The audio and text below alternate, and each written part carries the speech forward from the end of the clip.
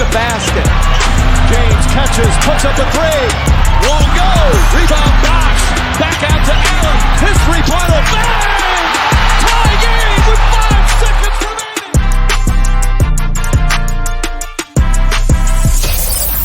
Welcome to the Ultimate Super Coach and Fantasy Sports Show. You are now listening to the Insight Fantasy Sports Podcast.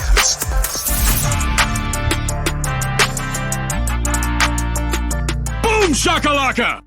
What's good, Hoopers? I am at NBA G-Wiz, also known as Matty G, and joining me is one of the other Matties of the Insight Podcast Network family, Matty Malley at Live My Fantasy. How you doing, brother? Cool, mate. Very good. Couple of top 2 Matties out of the 3 Matties, I think, in the Insight Network, but we'll keep that one to ourselves and hope the other one doesn't listen to this. Absolutely, only by height and girth. We love our other Matty O'Brien very much, but he's doing an NRL pod and things like that. So we get to talk about the team that is the Brooklyn Nets and their 23-24 season. Mate, you're interested to see where Brooklyn can take us this year and what potential they have in fantasy, aren't you? Definitely. And I mean, we're looking at a team that's drastically different from the team we would have been looking at this time last year. Obviously, we've got no more Kyrie, where we don't have KD anymore. They've gone off to what they think will be greener pastures for themselves. So, yeah, we're going to see what we're left with and, where we go from here with this team. The Brooklyn Nets were a team that have always had like the hype of being the next big thing, the next big team.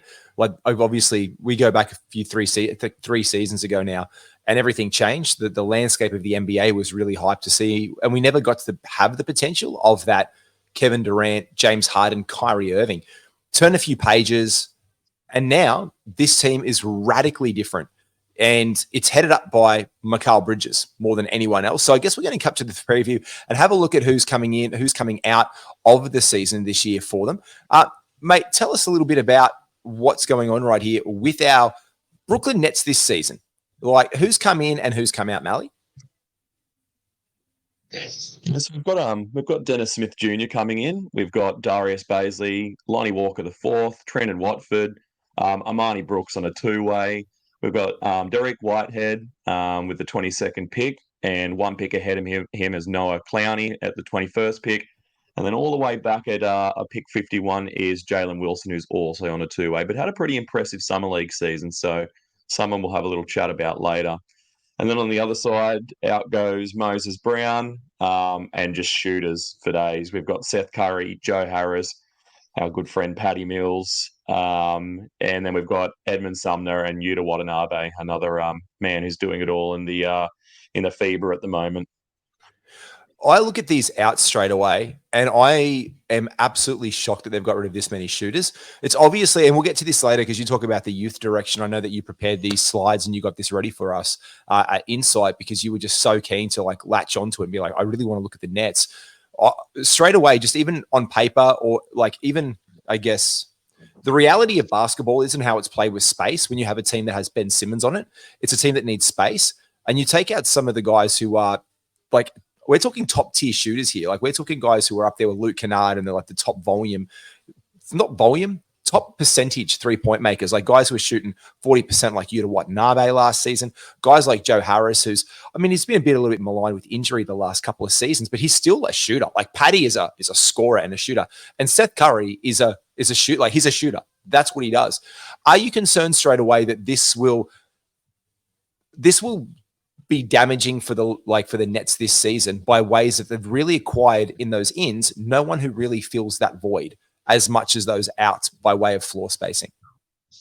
Yeah, they've kind of got a couple of handy 3-point shooters, but no one that's going to compare with the Curry, Harris, and Mills, combination. And I mean, you talk about floor spacing with Ben Simmons. We've also got to remember that we've got Claxton in there as well, who is another man who isn't interested in taking a 3-pointer, and he'll clog the lanes as well. But we'll have a look soon and see some different directions they might be able to take this team. But they've made pulled no punches about the direction they're going and away from these more experienced 3-point shooters. Yeah, 100%. In fact, the biggest news for me out of all these guys, I think, coming in, people have been really like, we'll talk about Lonnie Walker a little bit later on. And look, we're not really going to talk about Baisley much. Like, he's there. His contract is a really interesting one. He's got the weirdest of the contracts that they've signed. When I was checking up on it, he's got $200,000 guaranteed to him if he's still there on opening night.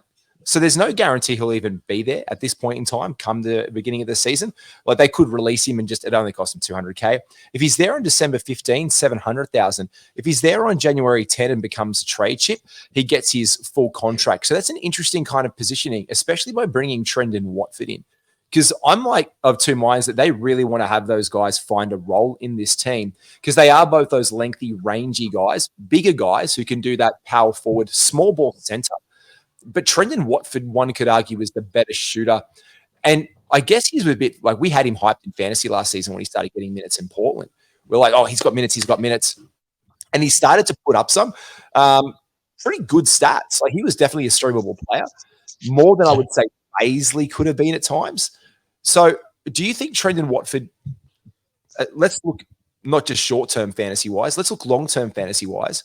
I'm of the opinion possibly that there's going to be back-end season value for Trendon Watford down the line, but he's definitely one to keep our eye on in this team. Are you there or not there with him?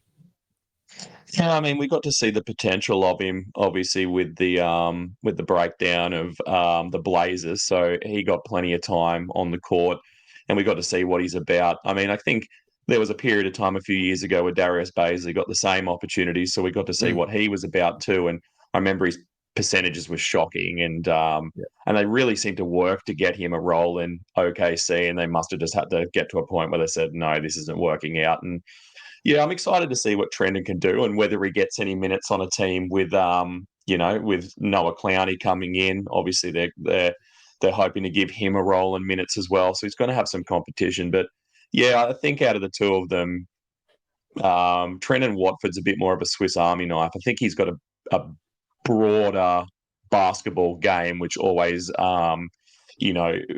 converts well to a fantasy player as well. He can pass the ball. He can obviously get rebounds. He's not afraid of a shot. So, yeah, I guess that's a little bit of a wait and see. Who's going to be there and what role they give to him if he is there. And I'm really curious by him now. I think it's on paper, again, one of those things where you look at his overall season in his games that he played for Portland, 62 last season. He had a 39% three-point clip as a power forward, like small ball center. And that's like, oh, geez, that's really great in that spacing. Yeah, but when he did see that increase in volume over the course of the season, in those 12 starts, though, 39.1, he did 12 starts, but over that, when he played those 14 games and his averages went up like to 12 points a game, 5 rebounds, 2.8 assists, and seeing 25 minutes a night. We need to see his volume of 3-pointers increased, but his percentage drastically decreased down to the fact of it being only 26.6% from 3, which is less than anything like obvious. It's Darius Baisley numbers, basically. So they become almost the same player there, but he probably fits more the youth movement more than anyone else. You put this together for us. I'm really curious for your thoughts, my man, Malley. This is their roster outside of Trendon Watford, who I'm going to put on right now as equal value. I'm just going to go out and say, look, I see him as equal value in Portland this way until we know what's going to happen. He's going to be one of those guys who comes in, fills some minutes in. I think he's got a role there. So what we're doing here is we're going guys who can go either way, guys who are going to get up value, plus value, negative value on where they finished overall for the fantasy season. So this isn't how they're going to be better players or worse players. It's like just strictly, Malley, this is strictly from a fantasy perspective, whether they're going to get increased probably over their rating of last year, a decrease in their rating of last year, or it could go either way. Talk us through what you've done there, mate.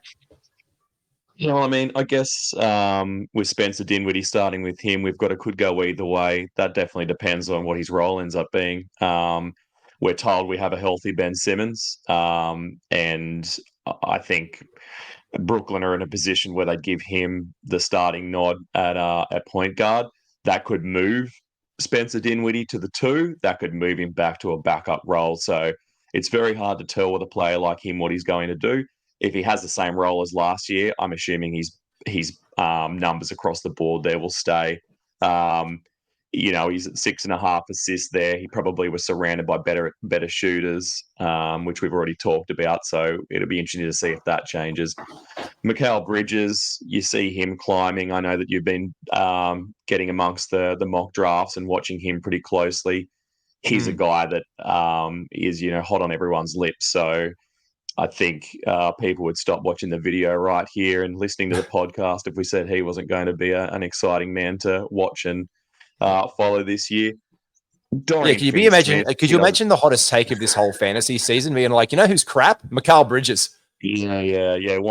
Won't get a look inside the top 100. He's my second favorite Bridges, and the other one punches women. So yeah, we're probably going to lean to the side of Mikal. We're probably going to lean to the side of Mikal every single time. Yeah, 100%. He's a better guy and a better basketball player.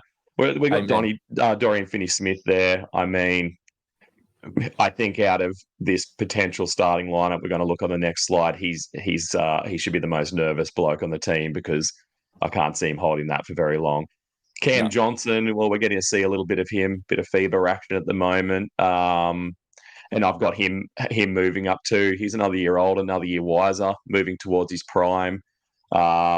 You see his percentages there are pretty tantalizing. 47% field goal percentage and 84% free throw percentage. That's I don't know, that excites me. Nick Claxton, the only reason I've got him with his little sad negative symbol there is because I don't know how much further he has before he's rubbing his head on the top of the ceiling. He's obviously, his fantasy numbers are really, and his fantasy ranking, is really highly connected to his blocks. I just don't see them staying as high. I won't go as far to say it was a flash in the pan, but I'm a bit worried about whether he can be the same guy he was last year. And we look at that. He was drafted at an average of 125 last year, and he ended up giving it nearly top 30 value, 32 there. So I think a lot of people go on. I know. A lot of people, as you're saying, were really just riding him out there. And if you had him on your team, and if you had Jaren Jackson Jr., for example, who went late in drafts because he was on the injury status. I mean, I picked up Jaren Jackson Jr. late in the draft, and I picked up in the second last round or last round last year, Brook Lopez. I picked them up. So I was just winning blocks almost every. I didn't have Clacko.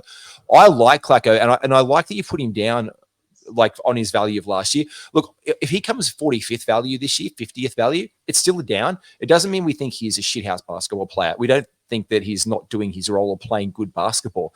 We're just saying that it's going to be down on that really high ceiling you said that he was scraping his head on last year. Because if he's got 2 point, again, his value, his whole thing is buoyed by blocks at 2.5. If they go down to 1.8 blocks this season and his steals go from almost one a game down to 0.7, all of a sudden he's at 2.5 stocks combined, where he was getting 2.5 blocks alone last season. So he does lose value. And this is what we need to see with the whole Ben Simmons, Nick Claxton experience right now on a team that, needs some spacing. They lost a lot of it. They've got, look, I'm not going to say they shoot poorly, but they have lost great shooters.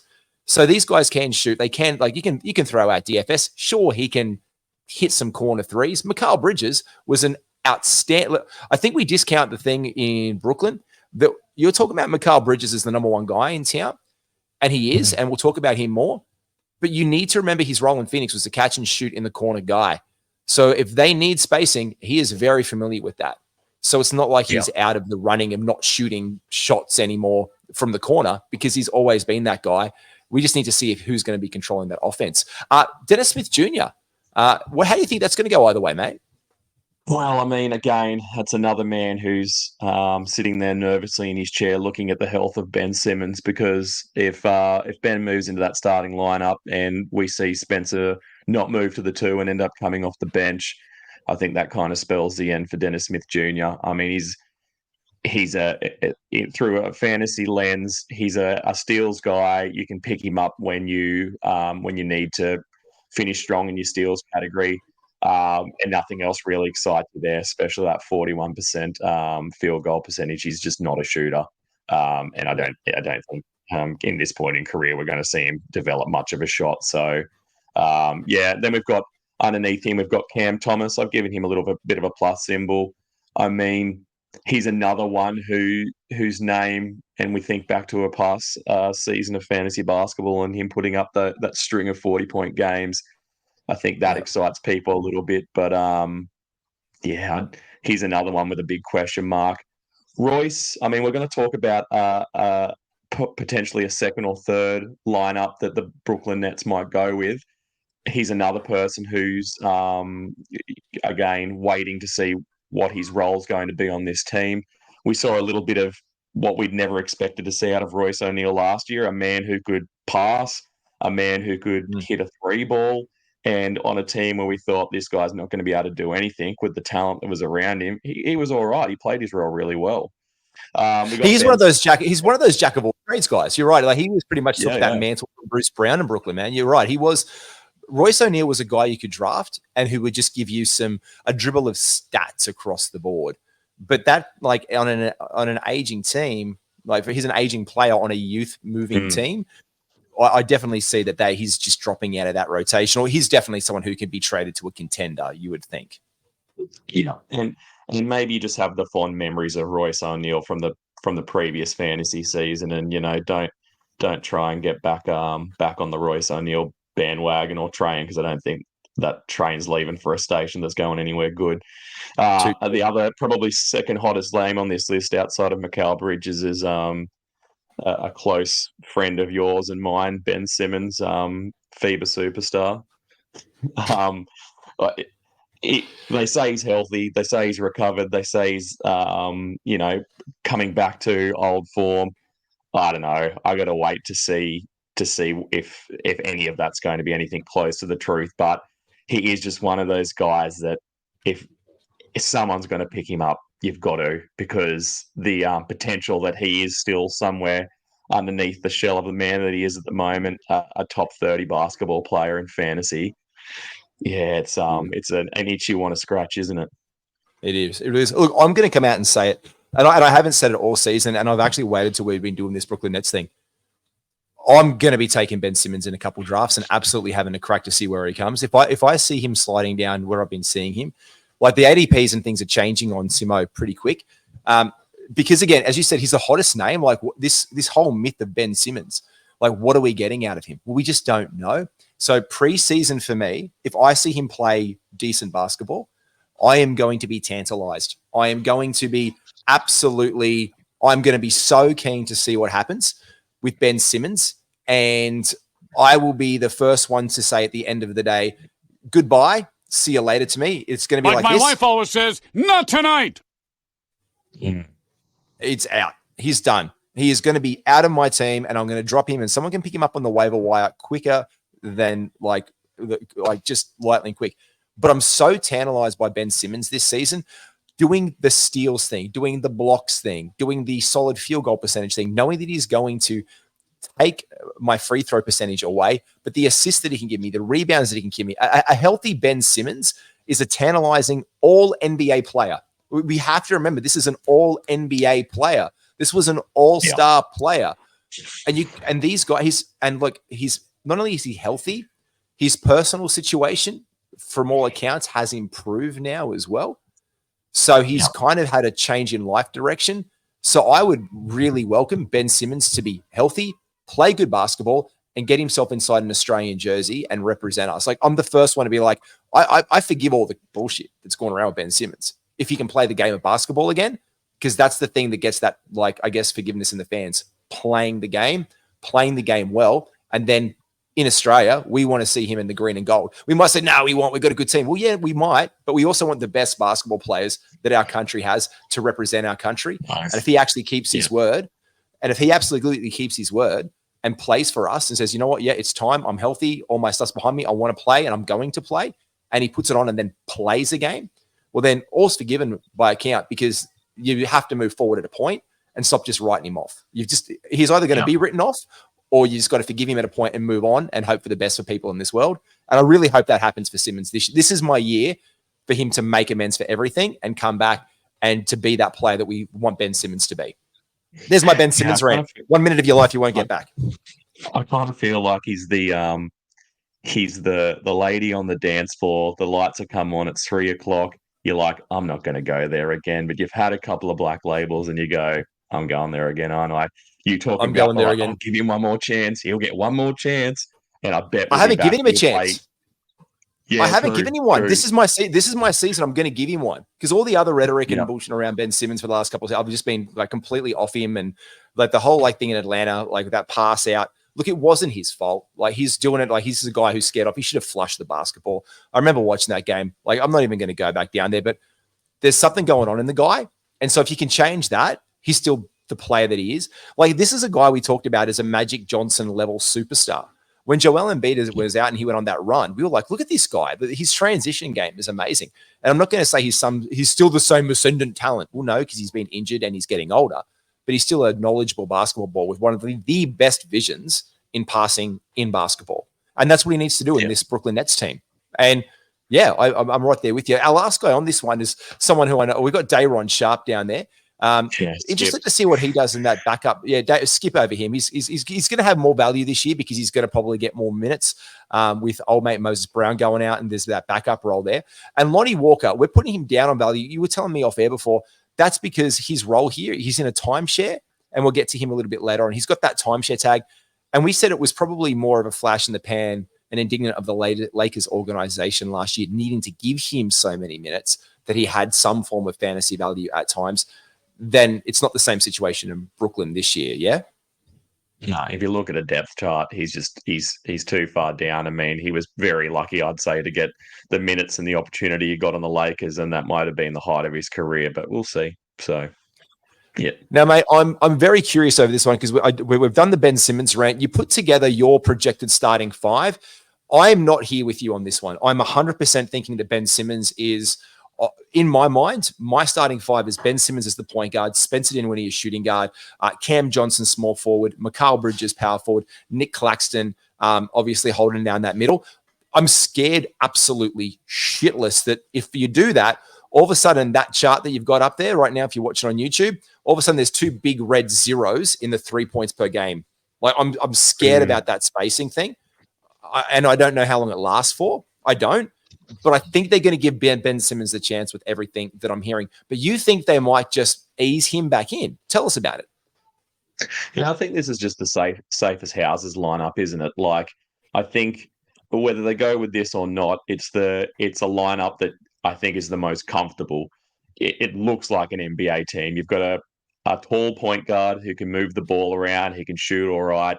Mikal Bridges as the offensive focus, the gun of the team. Dorian Finney-Smith there just being an absolute role player. You got Cameron Johnson, who is a bit of a Mikal Bridges light, and then Nick Claxton, who is a center in the old sense of the word. I think the other variation of this team we might see is Ben Simmons come in and play point, which would knock Spencer potentially to playing the two, and everyone just rolls back and Dorian rolls out. So Mikal's back at the three, Spencer's at the two. But then I've seen, and it might be a little bit of clickbait, but it definitely made me do a double check. They started talking about the possibility of a lineup that would look like Simmons playing like a point center. So he takes the ball up and controls the ball. He moves the ball. And then on defense, he plays the center role and guards their big. And then that would lead Mikal Bridges, Royce O'Neal, Dorian Finney-Smith, and Cam Johnson out on the floor with him, which I don't know. I think that might be fantasy basketball there, where we're going like 2 levels deep in fantasy. But it's exciting, the thought of it. So the only thing that I've got with this one here, and look, again, I'm not convinced that the Brooklyn's going to know what they're going to roll out there, and Jacques the Shark is going to figure, because he's a knowledgeable guy. He's a good coach, and I think he's going to play with it. I actually do see a role where in the games that I've seen Ben Simmons play with Cam Thomas, because of the spacing that Cam Thomas gives, I'm very curious to see how they build that fantasy lineup. So let's just take 2 guys in that point center, and defensively, you've got that presence of Ben Simmons. Cam Thomas needs to show something else. Like, this is, again, one of those years for Cam Thomas where it's like, let's show us those 40-point games. Yeah, but like, then he gets ripped off the court and we don't see him again until and then silly season. Yeah. So, you know what I mean? So anything else. or do anything else. Do anything else under the guise of being a basketball player apart from score points. I think his interview the other day was like, yeah, if I was a starter, I'd score 25. Yeah, 25 easy. Like, yeah, cool. You can score 25 points. Yeah, but can you rebound or pass the basketball? Like his usage rate, when you look at his usage rate last year, Cam Thomas, whenever he's in this thing, 26.8%. He has the highest usage rate of any player in the Brooklyn Nets last season, and he's not even their best basketball player. That's some heliocentric basketball Cam Thomas dream fantasy where he wakes up every night. It's like, yeah, I'm the next Michael Jordan. And he's not. But if you have a lineup of Ben Simmons, Cam Thomas with Cam Johnson, a tale of two Cams, and you throw Mikal Bridges in there, you've actually got a bit of defense and a lot of length. And you can have Ben probably play that center role in a small ball lineup. And you could have, if Cam can be a team player and initiate some offense, could you imagine some off-ball movement for Cam Johnson? Or, because you're not going to get a popping situation with Ben Simmons, but I'd love to see Mikal Bridges as a screen and roller, as a lob threat. He's so long. Like that'd be fun. And it's an exciting team with the different lineups they could potentially roll out, and maybe Vaughn tries, I think they're not going to have the record that they had last year, and I think they'll get to a position where he can be a bit more flexible with his rotations and really try on a few different hats and see what fits. But it is exciting. I think it's, as I said, it's kind of like a deeper layer of fantasy beyond fantasy. It's looking at, a fantastical version of this Brooklyn Nets starting five. So just before we move on as well, yeah, go for it. If I said to you, as far as not end of season rankings or anything like that, but you're making this team in order from the person you think's got the highest chance of being on the court to the lowest, and we don't have to go Trent and Watford low. But what do you reckon? Mikal's definitely at the top. Who's next? Who's your next safest bet? Cam Thomas. So Cam Johnson. Right. Cam Johnson, I think, is the most next safe. Like they've just obviously re-upped his contract, so they're definitely looking to give the Cam Johnson experience a go in Brooklyn. Like you don't pay that kind of money, and you don't want a guy to stick around and build a future under a couple of young superstars. Look, he's also just good mates with Mikal. Like they've got this whole thing figured out since Phoenix together, and they were beloved. Like I was talking to my mate Nate Hand, who did the Phoenix Suns preview with me, and he was like, "You're talking about the two guys who are the most beloved guys in Phoenix." And I was like, "Wait, more than Booker?" He's like, "No, look, it's Booker's town, like it's Booker's city." But the beloved guys of the Phoenix were really Mikal Bridges and Cam Johnson. So I see these guys being endeared to fans. I see them being endeared to the organization. And I definitely see them being the guys go out there in this youth movement. Obviously, that's then probably followed by Nick Claxton. In this whole hurly-burly world, he is, for all intents and purposes, apart from Ben Simmons, I see as the equal third best basketball player on this team. And I'm saying that because just analytically, I like what Spencer Dinwiddie does. Like he's serviceable, but he's also, again, another aging person who's just been bounced around for team. So for me, I'm really just thinking that everyone outside that, I don't see anyone being more useful than those two guys. Yeah, they're on the same tier of usefulness fantasy-wise. So I'm really not looking to draft anyone outside in Brooklyn apart from Mikal Bridges, Cam Johnson, and Nick Claxton straight off the rip. If I can get some value later on in guys like Cam Thomas, if something shows in the preseason where I can get them, yeah, absolutely. I'll get there. Like Spencer Dinwiddie will be a serviceable player. And Ben Simmons, of course, as I said, I'm probably going to look to draft him if he's really fallen late and bring me some value. But those are the three main guys. Simmons is definitely a draftable player this season, 100%, because of his upside. And Spencer Dinwiddie is draftable at the back end of draft if he's still hanging around until we know what's going to happen with him. And also, he's healthy and unhealthy. So, are you on the similar page there, or is that just, or anyone else you're thinking should be in that lineup there? I was like must owns. No, I agree with that. I think you summed it up quite well. I just couldn't stop drifting away in my own mind and thinking about Spencer Dinwiddie coming back for his second crack with the Nets and pulling back into the car park and trying to find his old car space and nodding at the security guard who he knew from last time, and he might go again. Then he might come back and do his finals tour in 5 years' time or something. And yeah, 100%. they might.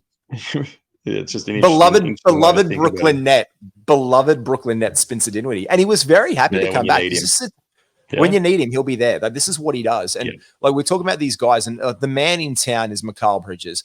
Like, he is, you've written this down. I love it. He's an NBA thirst trap. And I know he's got you so good.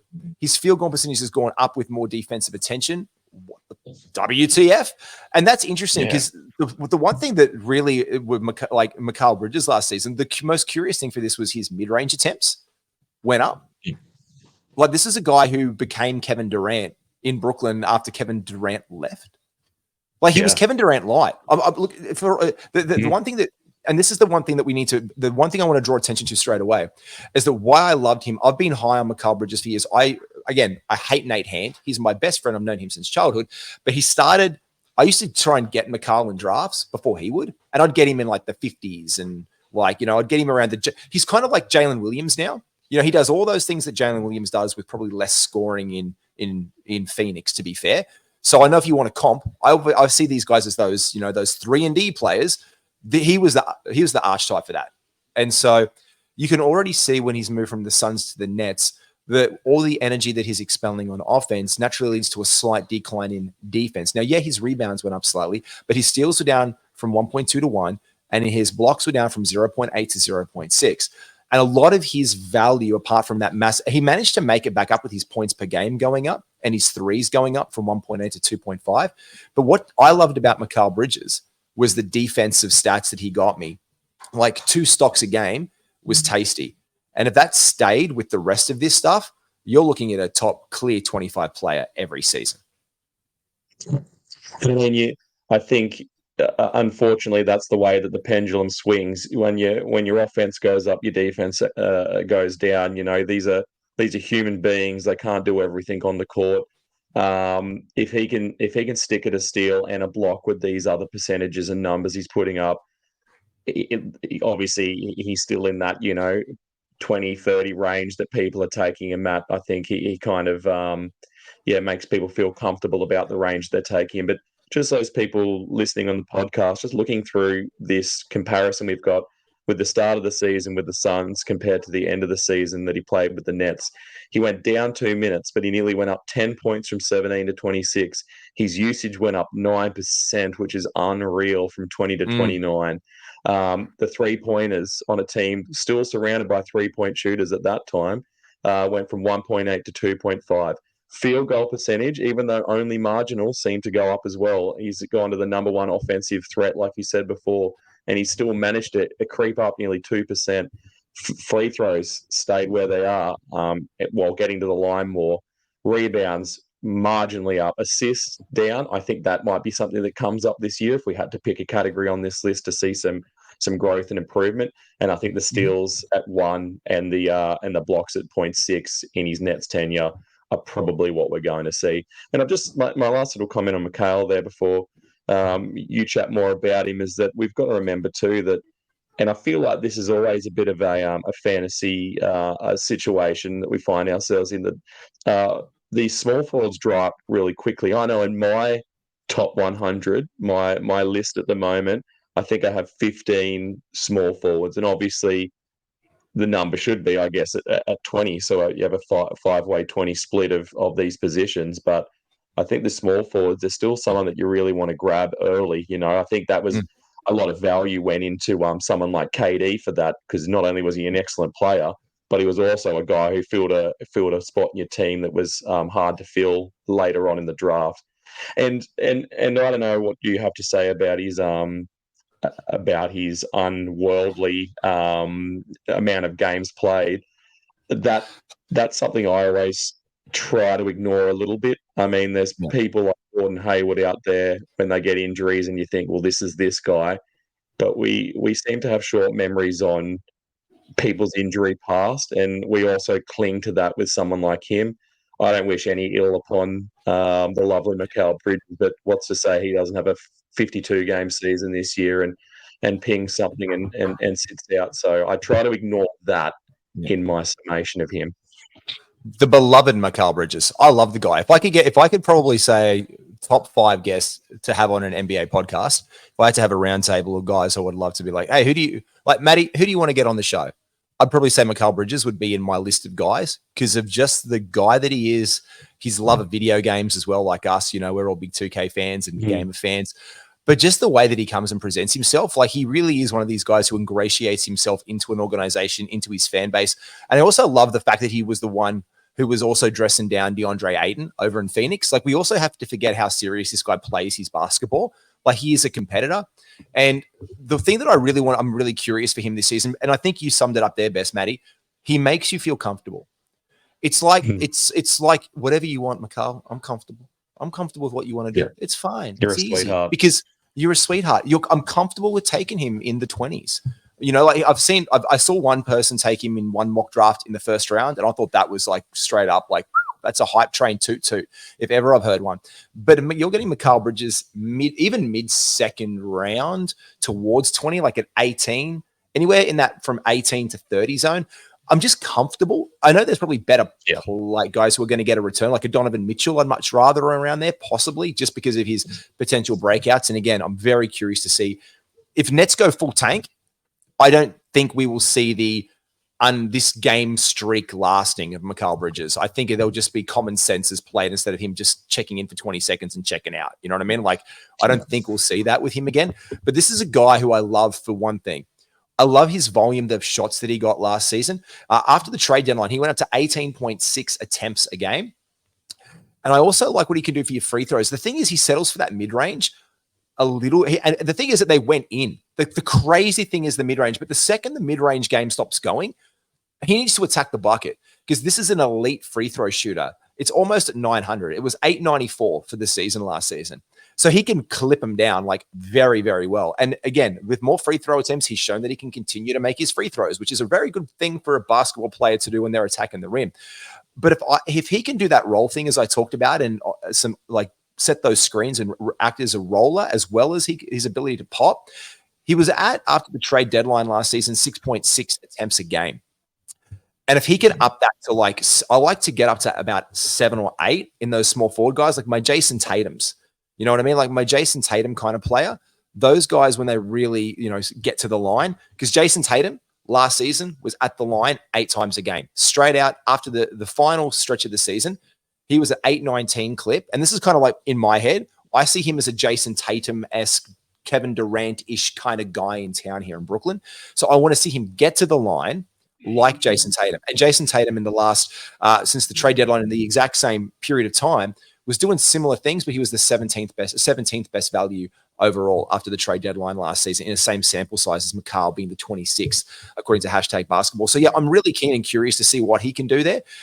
He is the man in town, and he's going to be the name that's going off first in the Brooklyn Nets uniform.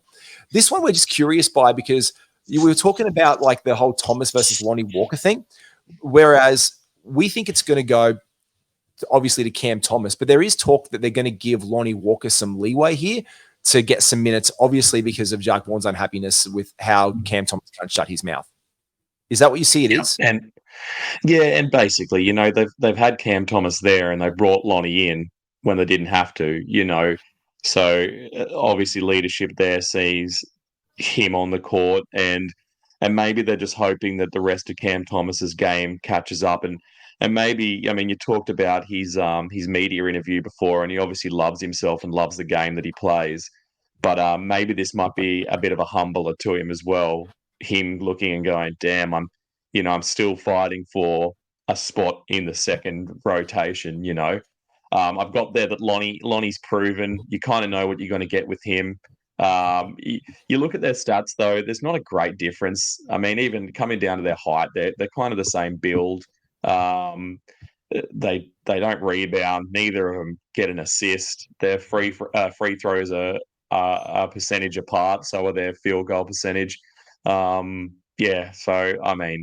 don't want to spend too much time looking at these two, but it is worth thinking about because both of them I think are going to be fantasy relevant, certainly in 20-team leagues, but probably down to your 12-team leagues as well.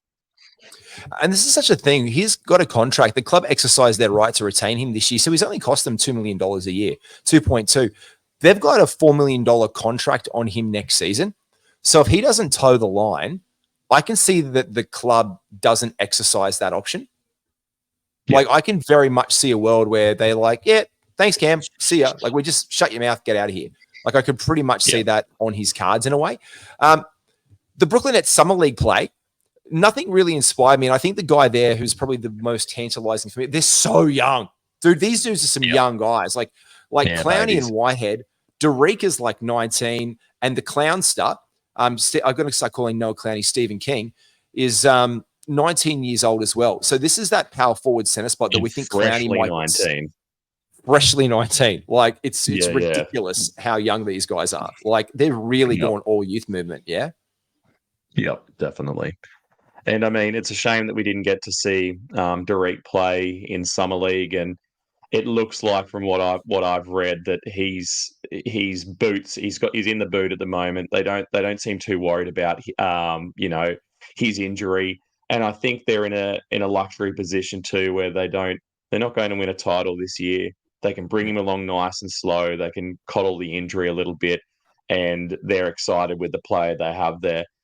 Noah Clowney, I mean, the advantages he has is he's got Daron Sharp ahead of him playing the center position. So it's not difficult to see him moving into decent rotation minutes. It's not like they're trying to prioritize Daron. His summer league play was I love that. But guys, we need to get Daron out there.